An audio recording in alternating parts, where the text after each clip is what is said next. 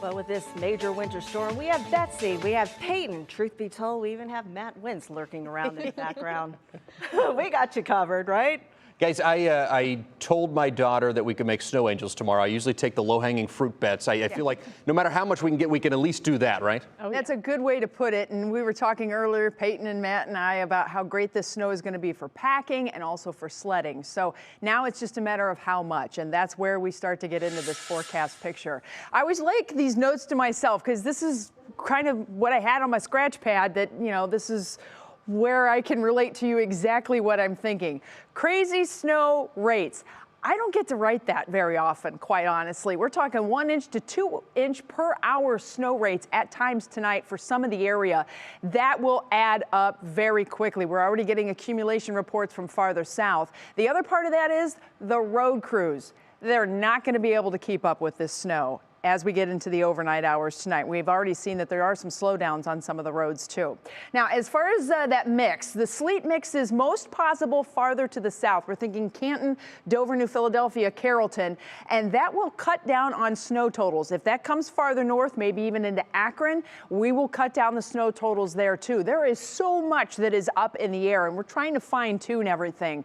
But one thing we do know is that the temperatures are warm enough. We are expecting this to be a very heavy snow, meaning the weight of the snow.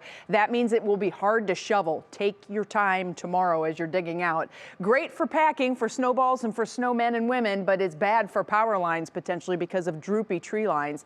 And the wind blowing and drifting snow is going to be a problem on Monday, and just because we can, a little bit of lake effect snow on the backside. So winter storm warnings posted for I-77 in points east, points west. We've got that winter weather advisory. We're not going to dwell on these technicalities. All of us will have impacts from this storm, and it is absolutely impressive.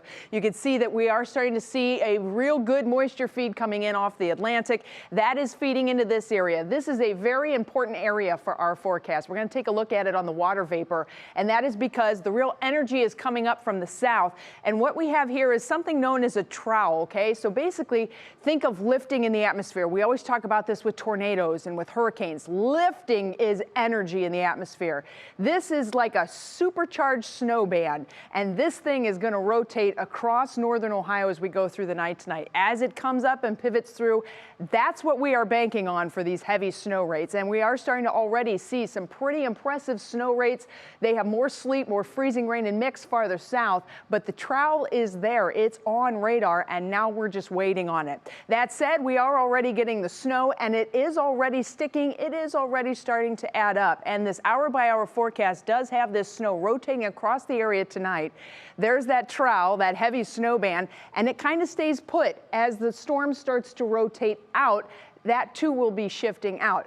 After 7, 8 a.m., we should see improving conditions in Cleveland, and after noon tomorrow, we will see drastically improving conditions. But our snow totals are completely dependent upon, number one, that trowel.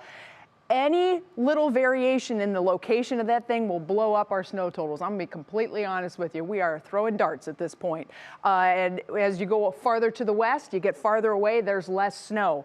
But where you see these big numbers, that's all dependent upon that big surge of that snow coming in.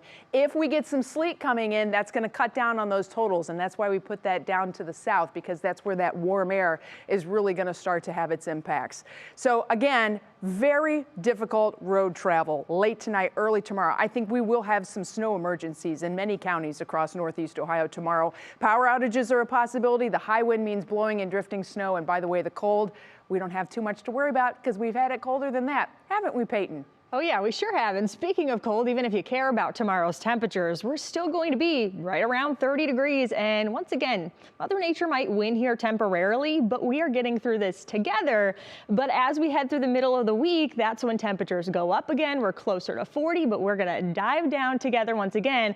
So yes, snow in the short term, but we've got some colder air ahead. By Thursday, we are going to be back in the upper teens. So in your Union Home Mortgage extended forecast here, things go up and then we tumble once again.